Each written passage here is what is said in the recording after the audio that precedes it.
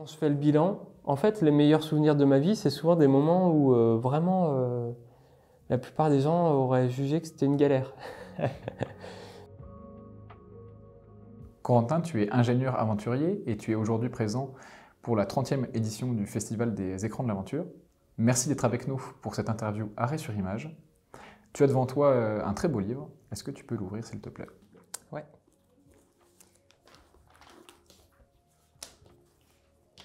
Pas très vegan, ça. Ah. Et ben, ça, c'était Taradari, le bateau que j'ai fabriqué au Bangladesh et avec lequel je suis rentré en France par la mer Rouge. Et c'est un bateau que j'avais fabriqué à moitié en fibre de jute. Comment t'est venue l'idée de la construction de ce bateau? Alors, moi, je suis breton à la base, mais en 2009, pas longtemps après la fin de mes études, je suis parti au Bangladesh pour aider un ami d'amis à développer son chantier naval qui faisait des bateaux en fibre de verre. Et la fibre de verre, c'est pas très écolo. Et du coup, j'ai commencé des recherches pour voir si on pouvait la remplacer par de la fibre de jute. Et, et comme j'aime bien ne pas rester dans la théorie et faire les trucs en pratique, expérimenter, j'ai décidé de fabriquer un bateau avec ce matériau, avec de la fibre de jute. Et pour le tester, du coup, j'ai décidé de rentrer en France avec. Est-ce que partir 6 mois sur un prototype sans de véritable expérience, c'est du courage ou de l'inconscience? J'ai designé le bateau pour qu'il soit le plus simple possible. Et c'était pas inconscient dans le sens où je me suis posé toutes les questions qu'il fallait avant, en me disant s'il arrive ça, qu'est-ce que je fais? S'il arrive ça, qu'est-ce que je fais? Etc. Donc j'avais l'impression d'avoir bien préparé. Mais en fait, je me suis rendu compte pendant le voyage que c'était qu'une impression. Mais du coup, tu as vécu des moments de solitude? Alors effectivement, c'est la première fois que je me retrouvais, par exemple, pendant le voyage Sri Lanka, Sultanat d'Oman. J'étais un mois vraiment tout seul, loin de tout. Et en fait, c'est un truc qui arrive assez peu dans la vie quotidienne, d'être loin des autres. Et, et en fait, j'ai bien aimé la solitude. J'ai trouvé ça hyper intéressant. Hyper intéressant de se retrouver soi-même et surtout d'être coupé de du flux d'informations qui nous arrivent tous les jours en fait quand on est en ville par exemple. Et ça, j'ai trouvé que c'était une expérience super intéressante qu'il faut, à mon avis, qu'il faut faire régulièrement dans sa vie. Comment est-ce que tu reprends en fait le cours de ta vie normale? Bah alors, j'ai pas vraiment de vie normale parce que depuis ce moment-là, je me suis jamais installé quelque part. J'ai pas d'endroit de chez moi parce que je suis nomade, donc j'ai jamais à reprendre de vie normale. Et au moment où tu finis ton expédition du coup Taratari, dans quel état mental est-ce que tu es au moment où tu rentres? J'avais en tête qu'une chose, c'est de repartir au Bangladesh pour monter un laboratoire de recherche sur la fibre de jute et continuer ce travail-là. En fait, ça avait vraiment renforcé mon intention. Est-ce que tu peux tourner la deuxième photo? Ah, c'était Poule Rousse. Alors ça, c'était du coup, je suis retourné au Bangladesh.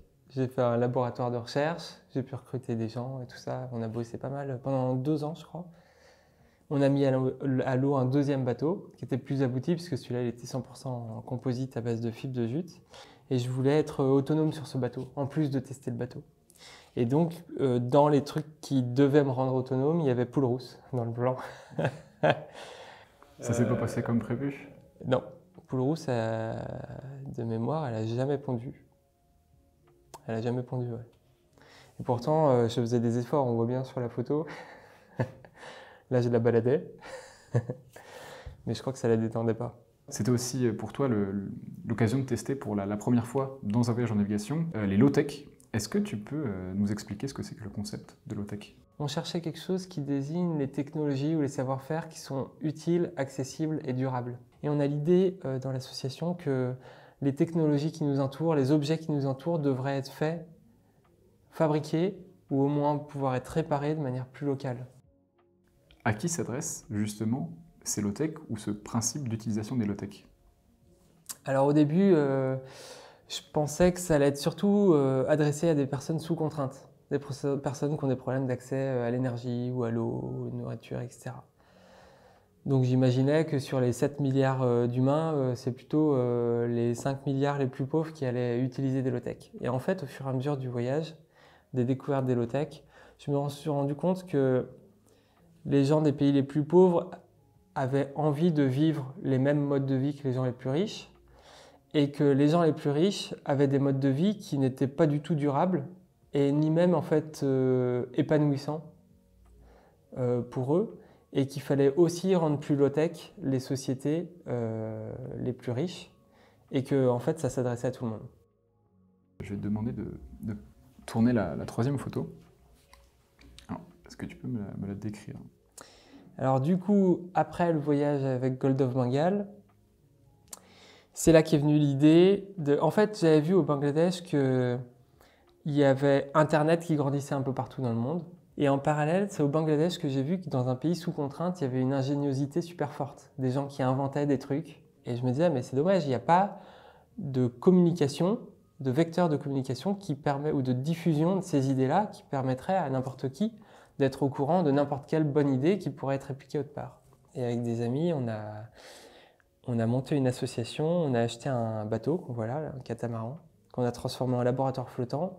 Et ça fait 5 ans qu'on parcourt les océans et les pays pour trouver des inventions low-tech, les tester à bord, les documenter et les faire connaître pour que d'autres puissent les répliquer.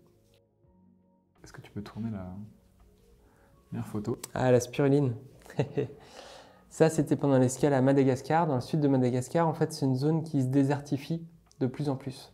Et il y a beaucoup, notamment des enfants qui ont des carences. Et alors, il y a une dame qui s'appelle Dr Vola, une scientifique, qui a découvert que dans des lacs naturels du sud de Madagascar, il y avait cette algue-là. On appelle ça une microalgue, mais c'est une cyanobactérie, en fait, qui vivait à l'état naturel. Donc, elle a créé une ferme pour la cultiver et la donner pour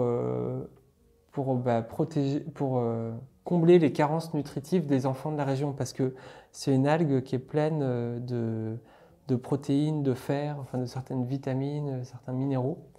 Et je pense là tout de suite plus précisément en fait à ton dernier entre guillemets voyage, en tout cas ta dernière expérience où tu as tenté pendant 4 mois d'être totalement autonome, c'est d'ailleurs le film que tu présentes du coup. Mais qu'est-ce que tu avais envie de prouver en allant sur cette plateforme pendant 4 mois? Alors plusieurs choses. J'avais envie de faire pour une première fois une combinaison de technologies, donc voir comment est-ce que des low-tech qui avaient été trouvées un peu partout dans le monde, mises ensemble, peuvent être plus efficaces que chacune prise séparément. Il y avait vivre vraiment dépendre de ces low-tech. Pour moi, c'est important en fait. C'est ce dont je m'étais rendu compte au Bangladesh, c'est que c'est sous la contrainte qu'on devient très ingénieux. Et moi, je trouvais ça intéressant de me mettre sous contrainte pour m'auto-convaincre qu'avec ces low-tech, on pouvait vraiment devenir autonome. Est-ce que du coup, le fait d'être devenu autonome comme ça t'a rendu plus heureux? Quand je fais le bilan, en fait, les meilleurs souvenirs de ma vie, c'est souvent des moments où vraiment la plupart des gens auraient jugé que c'était une galère. Être sur un radeau comme ça, c'est un super souvenir pour moi. Être sur Taratari, qui est quand même une embarcation complètement pourrie pour la plupart des plaisanciers, ou au Bangladesh, je vivais dans des conditions très basiques. En fait, c'est les meilleurs souvenirs de ma vie. Et donc, ça me rassure sur le fait que je pourrais être à peu près partout, dans tout contexte, content, même si j'ai pas beaucoup d'argent ou beaucoup de moyens matériels. Est-ce que tu es plutôt optimiste quant à ta vision du monde de demain? Alors, ce qui me laisse optimiste, c'est d'une part de voir tous les gens qu'on a rencontrés autour du monde qui, eux, sont hyper optimistes et qui déploient toute leur énergie pour mettre en place ces solutions. Et surtout, ce qui me rend optimiste, c'est le potentiel. C'est qu'en voyageant autour du monde, je me suis rendu compte à quel point la planète était géniale et qu'il y avait un potentiel, mais de faire une planète de rêve, en fait. Et je ne comprends pas les Elon Musk ou les autres milliardaires qui veulent partir sur d'autres planètes. Parce que clairement, dans le système solaire, ça me paraît évident que la nôtre est bien mieux que les autres. Mais de très loin. Et que le potentiel qu'elle a est énorme, elle est magnifique. Il y a toutes les ressources qu'on veut, il y a tout ce qu'il faut. Et ça me rend optimiste parce que Si on partait de zéro maintenant, si on se disait ok, qu'est-ce qu'on fait demain, eh ben, on pourrait se mettre d'accord pour faire un truc génial. Bon, alors ce qui rend pessimiste, c'est que a priori, il y a un peu d'inertie. Tout le monde n'est pas ok pour faire un truc génial. Et donc je ne sais pas comment on va y arriver, mais ce potentiel-là, il me rend optimiste.